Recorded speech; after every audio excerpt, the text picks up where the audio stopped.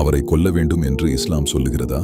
இந்த கேள்வி இன்று சமூக வலைத்தளங்களிலும் விவாதங்களிலும் மீண்டும் மீண்டும் கேட்கப்படுகிறது.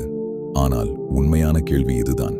இஸ்லாம் உண்மையில் என்ன சொல்லுகிறது? இஸ்லாமின் முக்கிய ஆதாரம் குர்ஆன். அதில் மிகவும் முக்கியமான ஒரு வசனம் உள்ளது. லா இக்ராஹ ஃபித்தீன், அதாவது மதத்தில் கட்டாயம் இல்லை. இந்த வசனம் ஒரு பெரிய கொள்கையை அறிவிக்கிறது.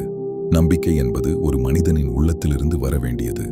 அதை வலுக்கட்டாயமாக உருவாக்க முடியாது. மேலும் மற்றொரு வசனம், வக்குலில் ஹக்கு மின் ரப்பிக்கும் ஃபமன் ஷாஅ ஃபல்யுமின் வமன் ஷாஅ ஃபல்யக்ஃபுர். உண்மை உங்கள் இறைவனிடமிருந்து வந்தது. விரும்புகிறவன் நம்பட்டும், விரும்பாதவன் மறுத்துவிடட்டும். இதிலிருந்து தெளிவாக தெரிகிறது, நம்பிக்கை என்பது ஒரு மனிதனின் தேர்வு. ஆனால் விமர்சகர்கள் ஒரு ஹதீஸை எடுத்துக் காட்டுவார்கள். மன் பத்தல தீனஹு ஃபக்துலூஹ், யார் தன் மதத்தை மாற்றுகிறாரோ அவரை கொல்லுங்கள். இந்த ஹதீஸ் ஸஹீஹ் அல் புகாரியில் வருகிறது.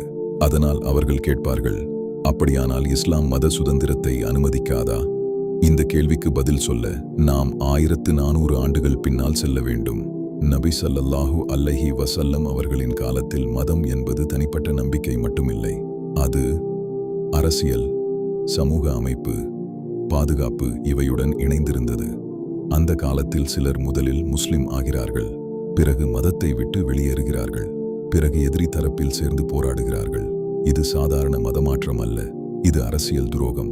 அதனால் பல இஸ்லாமிய அறிஞர்கள் கூறுவது, இந்த ஹதீஸ் தனிப்பட்ட நம்பிக்கை மாற்றம் பற்றி அல்ல, அது போர் மற்றும் துரோகம் சம்பந்தமான சூழலில் கூறப்பட்டது. அதனால்தான் குர்ஆன் தெளிவாக கூறுகிறது, மதத்தில் கட்டாயம் இல்லை. ஒரு விஷயத்தை புரிந்து கொள்ள அதன் முழு சூழலை பார்க்க வேண்டும். ஒரு வசனத்தை மட்டும் பார்த்தால் பிழையான புரிதல் ஏற்படும். ஆனால் முழு ஆதாரங்களை பார்த்தால் படம் வேறு விதமாக தெரியும். ஒரு மதத்தை பற்றி தீர்ப்பு சொல்லும் முன் அதன் முழு ஆதாரங்களை பார்க்க வேண்டும். வரலாறு, சூழல், ஆதாரம், இந்த மூன்றையும் புரிந்தால்தான் உண்மை தெளிவாக தெரியும்.